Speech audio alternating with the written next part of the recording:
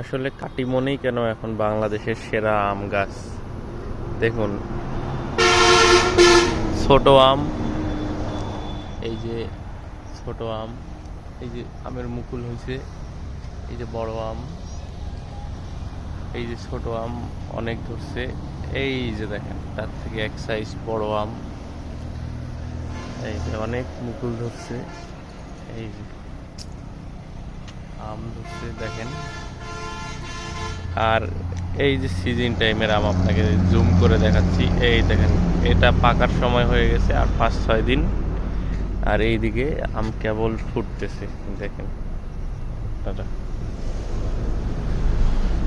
তো কাটিমন আমের বিশেষত্ব হচ্ছে সারা বছরই আম ধরে, সারা বছরে মুকুল আসে, সারা বছরে আম ধরে।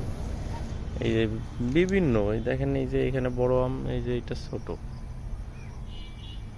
এইটা বড়, এই যে আবার মুকুল আসছে।